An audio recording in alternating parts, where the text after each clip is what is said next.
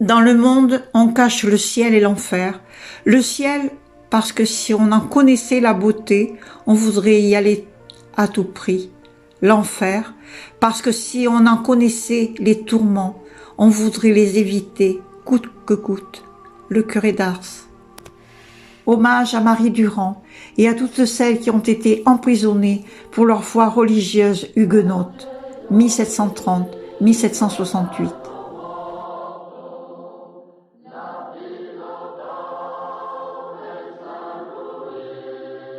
Marie Durand, 1711-1776, est probablement l'une des plus grandes figures emblématiques des Huguenots.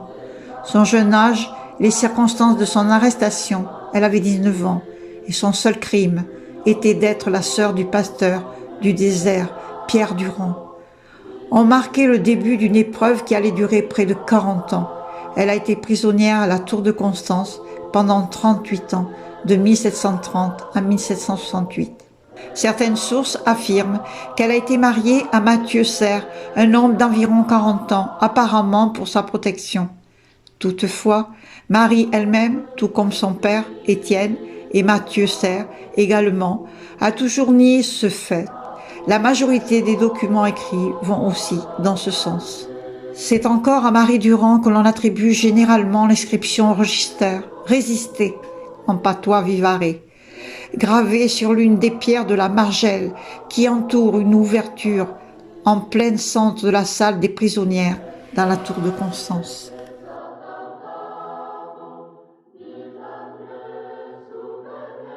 Pendant toutes ces années de réclusion, Marie Durand a été la conductrice spirituelle des femmes prisonnières avec elle. Dans les mots de Samuel Bastide, elle se fit garde-malade, inlassablement et tendre. Elle cousait pour l'une, épelait l'autre d'une autre, écrivait sous la dictée aux amis et aux parents. Les prisonnières de la tour de Constance, page 43. Marie Durand leur lisait aussi la Bible et les encourageait en puisant dans ses souvenirs des sermons de son frère Pierre, pasteur du désert. Cette femme de foi et de résistance a été enlevée vers son Seigneur au début du mois de juillet 1776, à l'âge de 65 ans, soit à peine 8 ans après sa libération de la tour de Constance. Elle est la fille d'Étienne Durand, greffier consulaire, et de Claudine Gamonnet. Sa famille a dû adopter la religion catholique, mais elle conserve sa foi réformée et leurs enfants ont conçu une éducation religieuse protestante.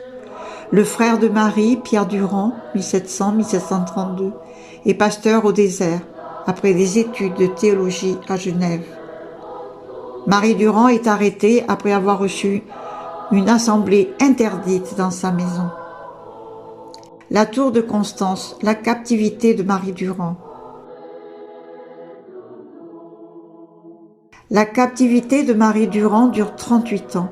Elle est enfermée avec une vingtaine d'autres femmes de tous âges et de toutes conditions. Elle vit dans la pauvreté, le froid, la promiscuité.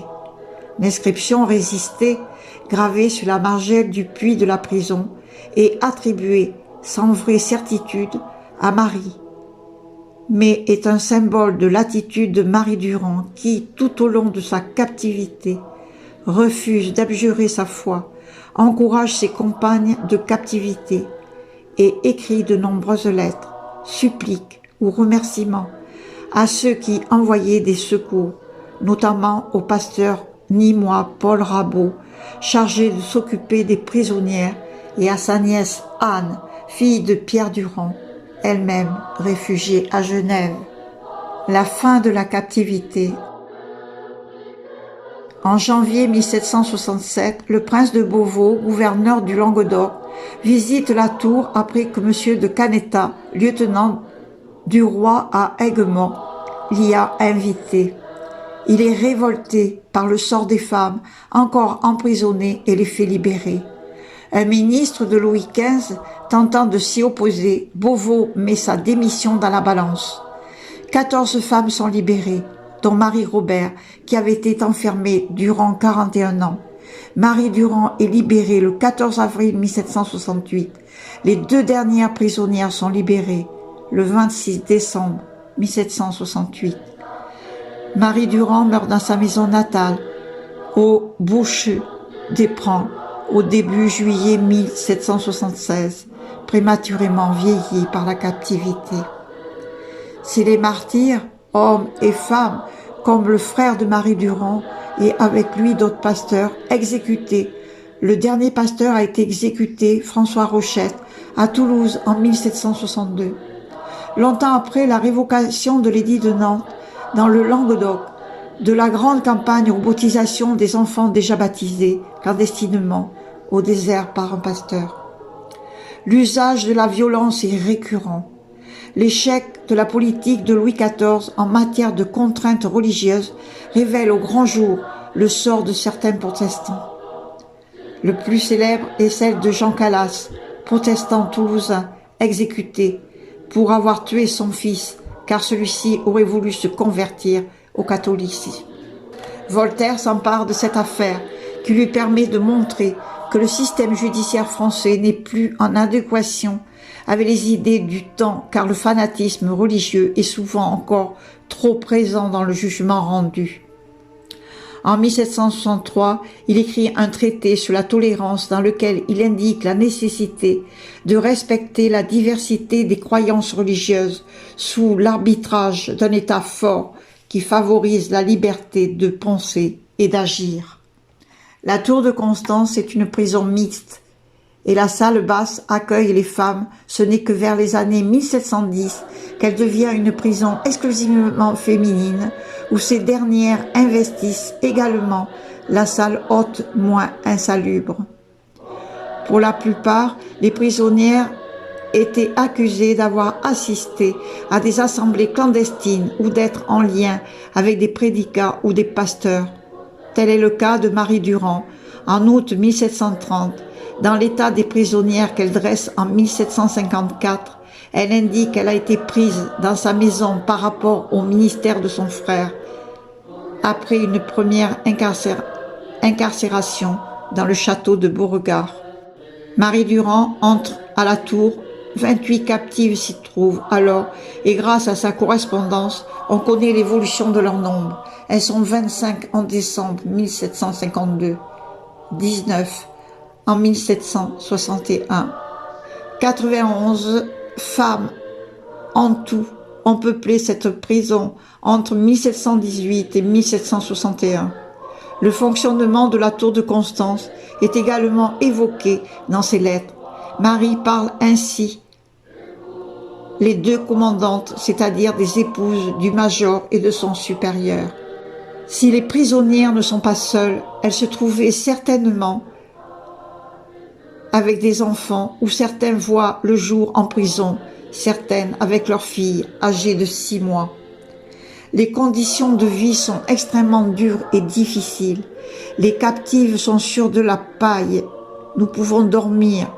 Elles ont de l'eau et du pain. Certaines femmes meurent dans la tour.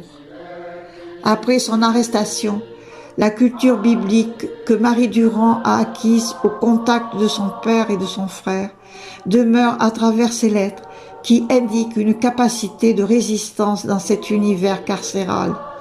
Elle est portée par une foi inébranlable en Dieu, un souci de comportement conforme à sa religion, à une espérance, à une libération prochaine. Marie demande à Paul Rambaud de lui fournir un ouvrage qu'elle a déjà lu, La prophétie de Nostradamus, car il parle de beaucoup d'autres choses qui me paraissent nous être favorables. Lettre de Marie et ses compagnes adressées au marquis Paulmy d'Argenson, neveu du ministre de la guerre, qui devait se rendre en mission en Languedoc en 1752.